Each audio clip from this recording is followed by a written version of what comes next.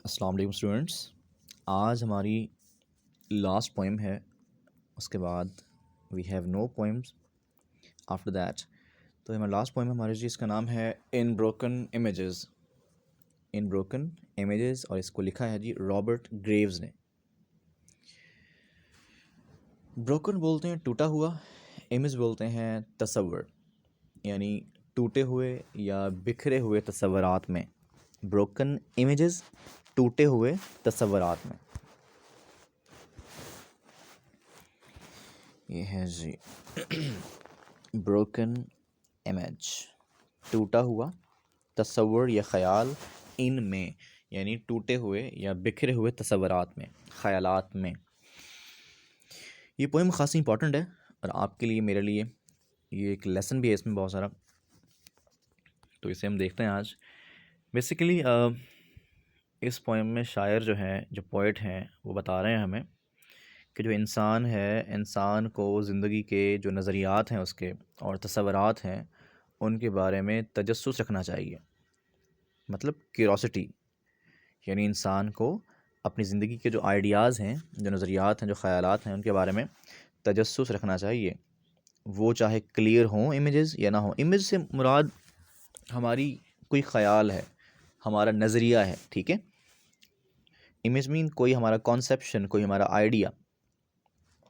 तो कहता है कि आपकी ज़िंदगी के बारे में जो भी आइडियाज़ हैं, जो भी ख़यालात हैं, उनके बारे में आपको हमेशा हमेशा जो है, ऐसे नहीं कि मेरे ख़यालात बिल्कुल ठीक हैं जी, मैं बिल्कुल करेक्ट हूँ। नो नो, आप हमेशा अपने ख़यालात को कभी भी सही ना समझें कि ये बिल्कुल ठीक हैं।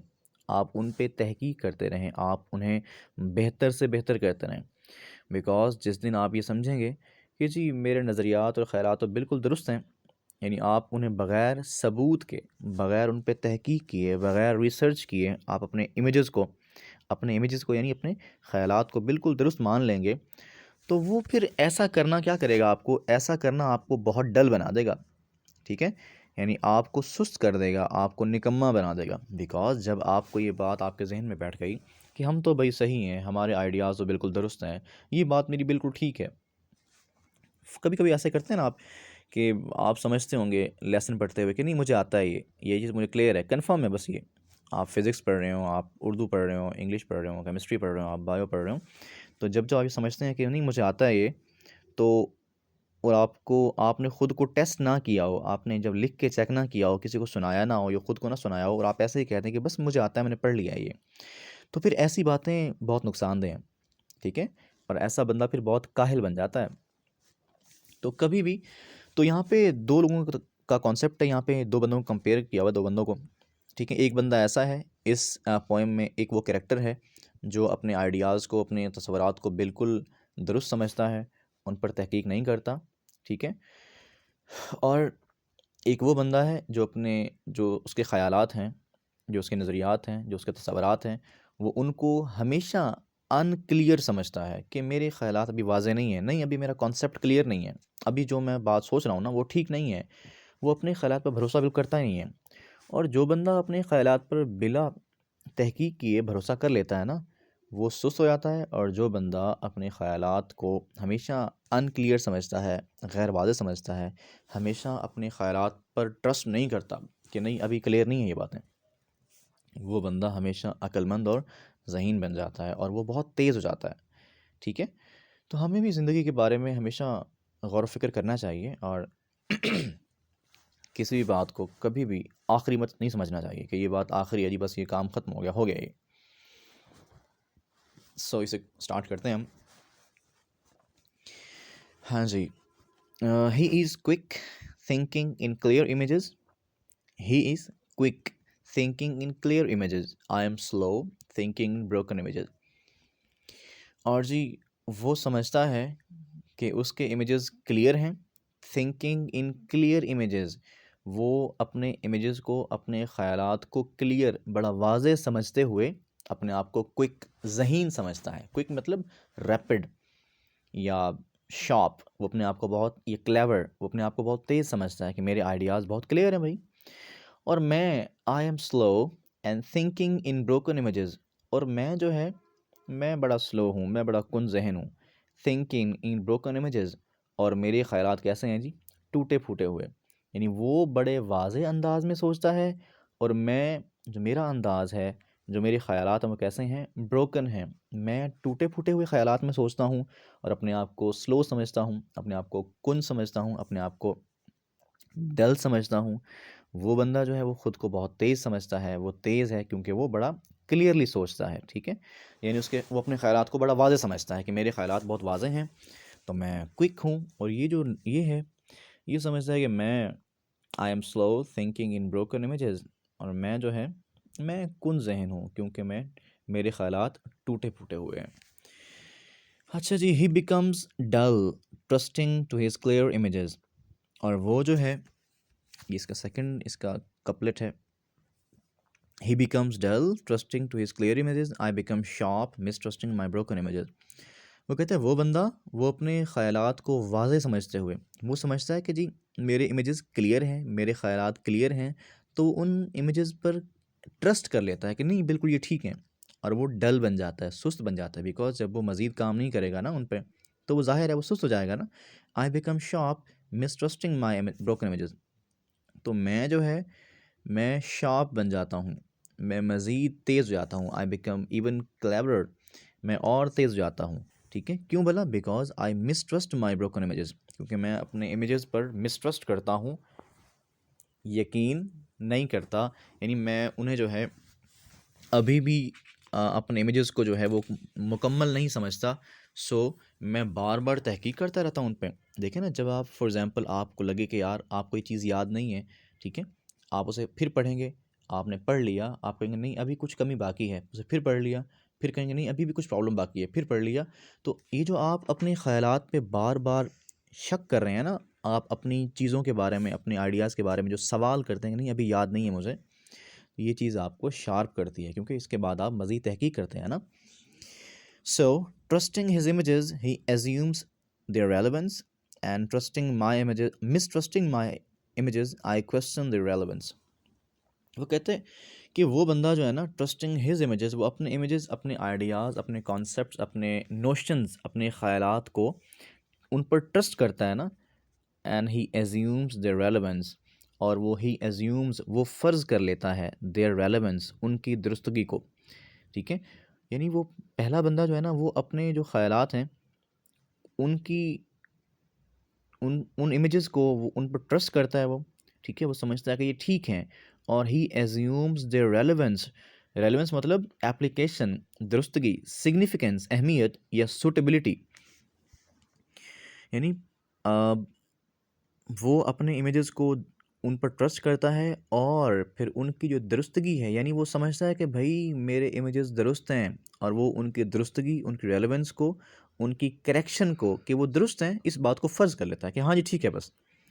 मिसट्रस्टिंग माई इमेजेस, और मैं क्या करता हूँ जी, मैं अपने इमेजेस को मिसट्रस्ट करता हूँ, इन पर मैं यकीन नहीं करता। आई डिसट्रस्ट, आई डोंट बिलीव, मैं अपने इमेजेस पर बिल्कुल यकीन नहीं रखता। आई क्वेश्चन माई इमेजेस, मैं अपने इमेजेस पर क्वेश्चन करता हूँ कि यार नहीं अभी ठीक नहीं है ये। And I question the relevance, और फिर मैं जब अपने इमेजेस पर यकीन नहीं करूँगा, तो वो उनका जो मेरे इमेजेस का, जो मेरे ख़यालात हैं, उनका जो आंसर निकलेगा, जो मतलब जो मैं कर रहा हूँ, अपना काम कर रहा हूँ, तो फिर मैं आई क्वेश्चन द रेलेवेंस, फिर मैं अपने जो इमेजेस हैं, उन इमेजेस की जो दुरुस्तगी है, उस पर भी सवाल उठाता हूँ मैं, कि मेरे जो इमेजेस हैं वो अभी दुरुस्त नहीं हैं, ठीक है।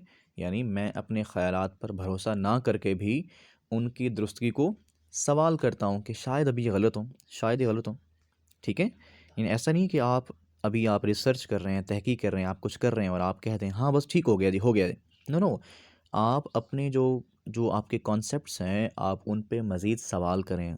अगर आप समझते हैं कि भाई नहीं ये दुरुस्त हैं, नहीं, आप उनकी दुरुस्तगी पर फिर सवाल करें कि यार आप खुद से पूछें कि ये हो गया, कहाँ से मुझे आता है, कहाँ से नहीं आता। एनीवेज, तो आप जो भी आप काम कर रहे हैं ना, जो भी आपके ख़यालात हैं, आप उनकी दुरुस्तगी पर हमेशा सवाल उठाते रहें। आप सवाल उठाएँगे ना, इससे क्या होगा, इससे आपको मज़ीद उस पे काम करना पड़ेगा। जब आप मज़ीद काम करेंगे तो आपको और नॉलेज मिलेगा, ठीक है। और आप अल्टीमेटली आप सही रिज़ल्ट ही निकालेंगे। अच्छा जी, assuming the relevance he assumes the fact, questioning the relevance I question the fact.